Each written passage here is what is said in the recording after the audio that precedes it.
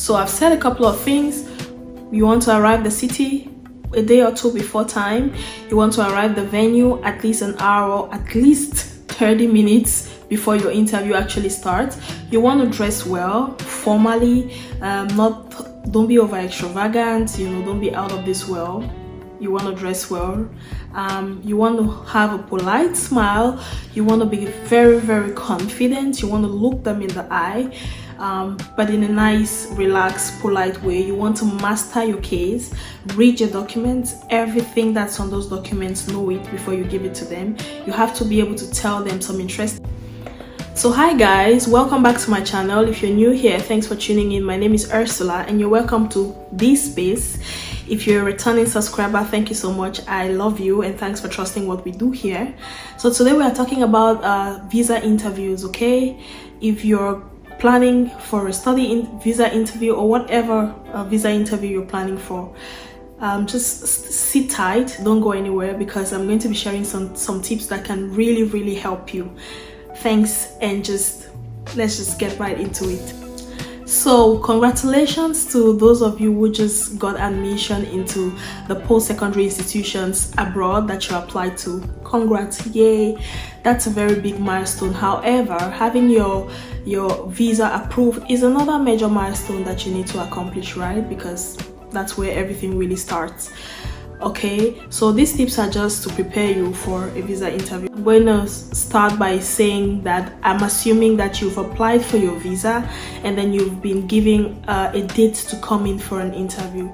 The first thing you want to do is that you want to arrive in the city where the interview is going to be taking place 1 or 2 days before the actual interview. So if your interview is on Monday, you want to arrive on Saturday or latest on Sunday. You should be there 1 or 2 days in advance, and this is because you want to go to the actual venue of the interview and have a look around. So you want to know how you're going to get there. If you're driving there, if you're taking a taxi there, you want to be able to go there at least the first time before the day of the actual interview. This will prepare you psychologically and it will help you to find the place easily. So if you have to go there the next day, it will be easy and less stressful for you to find the place, okay? So travel to wherever your interview is taking place. If it's not taking place in your hometown or in the town where you reside, travel 1 or 2 days before. Have a cool head, settle down, go to the venue, know where it is, and then on the day of the visa interview, you can go there by yourself.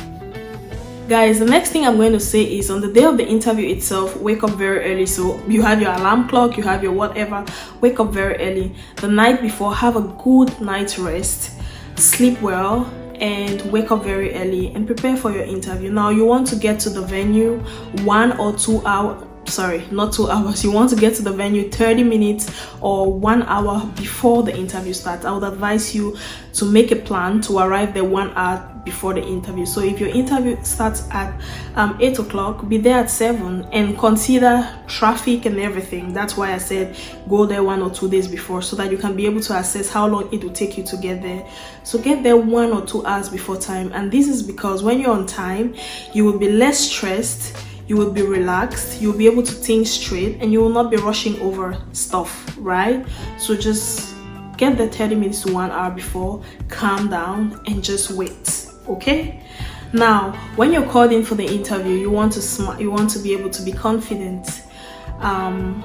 Be confident that you're going to get this visa interview. Be confident that you deserve it.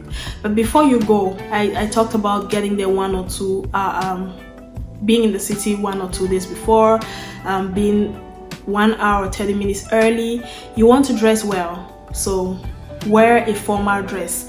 I don't mean that you should be too fancy or too dressed up, but you know how you dress for a formal occasion, right? Dress appropriately. Make sure that your body is covered and you're not exposing parts of your body that are not supposed to be exposed, especially during a formal occasion. And do not wear heels. Do not wear things that you are too tight or things that you're uncomfortable in, and do not wear shoes that are too high. It just comes off some kind of way.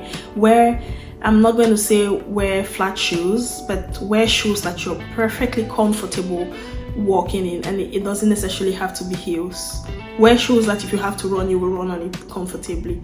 So dress well, dress decent, dress appealing, and wear your confidence. Also, when you're well dressed, you're very confident. Dress well, do your hair well. If you're a lady, if you're a guy, cut your hair and look neat. If you're a lady, you want to be able to do something that is simple and presentable, not out of this world. Don't do a lot. That's my recommendation. Of course, you can always go with what makes you happy. Okay, I'm going to be looking at my notes a little bit because I have a few things written down here. I hope you don't mind. The next thing I'm going to say is smile. So when you're called up, make sure that you wear a confident smile. I'm not saying that you should start smiling from molar to molar. Just wear a cute little polite smile. Have a polite look on your face and be confident. So I was saying smile, be confident, do not laugh from molar to molar, don't be inappropriate, don't act out of character, just wear a cute little polite smile. Be polite, look like someone that the stranger on the road will want to come to ask a question. Yeah, be polite. And then I'm going to go in with the next point, which is master your case. Master your case. So you're going to be asked questions, right? That's why it's called an interview. You should come with a file. Come with a file that's well organized and have all your stuff organized in this file. So you have your passport, your admission letter, your invitation letter, and then your bank statement, and then have a file that's well organized. All your things should be well organized in this file, and you should know where everything is. So you should be the one that has packed your stuff, and you should be able to memorize what document comes after what document. So if they're asking for your passport, you know that it is the first or the second document. If they're asking for your bank statement, you know it's the third. If they're whatever document that they're asking for, you know exactly where to find it. This would avoid situations where you're scattering documents all around looking for something, because that can come off as being not mastering what you're doing. So just have all your things neatly arranged, and then master your case. That's actually a very important point. Master your case. So you've come there with documents, you've come there with all these documents, and they're going to be asking you questions based on the documents that you have provided. So you want to be able to master what is on those documents. Okay, for instance, know exactly how much is in your bank statement. Try to know exactly how much is in your bank statement. Try to know exactly what's on your passport. Try to know exactly what is on your study visa.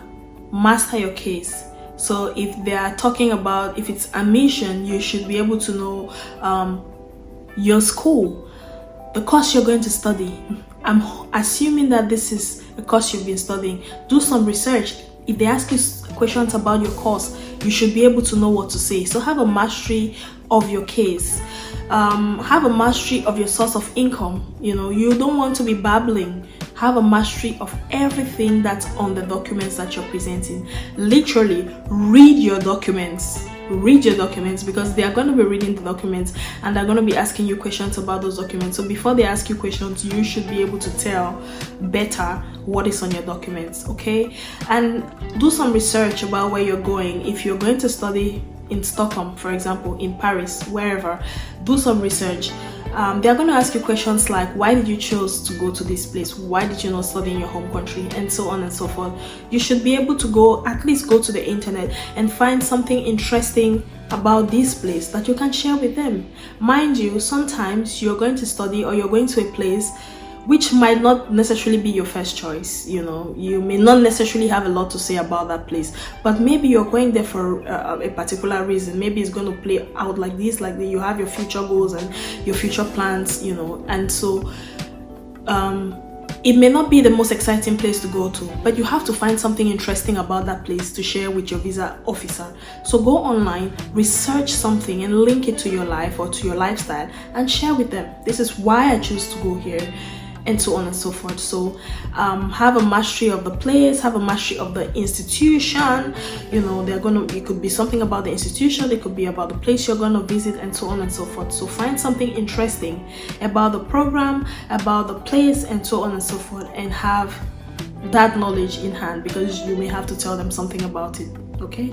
Also, when it comes to mastering your case, you want to know, you want to have precise information about your accommodation. I was specifically asked about accommodation. You should be able to ask, oh, you're going to so and so place, who would you be living with? If it's a student visa, most times you haven't paid the hotel where you're going because you're going to be living there for 1, 2, 3 years, you know, so you cannot use a hotel. When you're going for a tourist, if you're visiting a place as a tourist, or if you're just visiting, then you probably have your hotel booked and you have these documents to prove.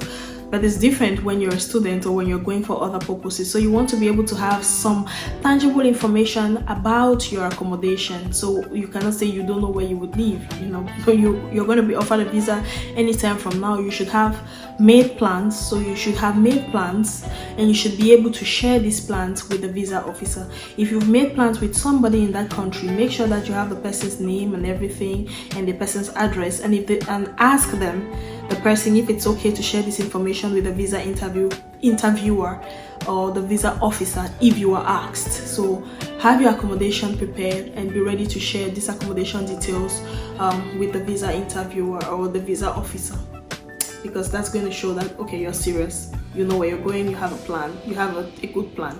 Next point is it's about how you should answer your questions. So don't go telling the story of your life, saying everything and anything. State, describe, and be quiet. So just answer as brief as you can, but also explain a little bit. So you can state the answer. Where are you going to be studying? I'm going to be studying. You cannot say Gothenburg, for example. I'm going to be studying at the University of Gothenburg. Yeah, I'm going to be studying in Gothenburg, Sweden. So state it and explain. State it and explain a little bit. However, you want to give short, brief, precise explanations, short, brief answers. If they ask you more questions, then you elaborate. So they would ask you questions. You want to make it as brief as possible, but as precise as possible. So answer them, answer the questions, but don't go telling the story of your life, telling your family history, and so on and so forth, unless they ask you. But you want to be able to be short and precise and explain precisely. And if they ask you more questions, then answer the questions precisely, but you know, explain a little bit. Also, if you talk too much, then it's an avenue for them to ask you a lot more questions that you may be uncomfortable with. So short, brief, precise, you know. Also, when you answer the questions, look them in the face. Be confident, don't be disrespectful, but be able to wear a polite look and look the visa interviewer or the visa officer in their face. So try and maintain eye contact with the person, because that's going to prove that you're confident. I know what I'm doing, I've got this, I can do this, I deserve this. So look them in the face, smile, wear a nice, be of good behavior, okay? So I've said a couple of things. You want to arrive the city a day or two before time. You want to arrive the venue at least an hour or at least 30 minutes before your interview actually starts. You want to dress well, formally, don't be over extravagant, you know, don't be out of this world. You want to dress well. You want to have a polite smile. You want to be very, very confident. You want to look them in the eye, but in a nice, relaxed, polite way. You want to master your case, read your documents, everything that's on those documents, know it before you give it to them. You have to be able to tell them some interesting things about where you're going and what's attracting you to that place, okay? You want to be able to have your financial statements, your financial information sorted.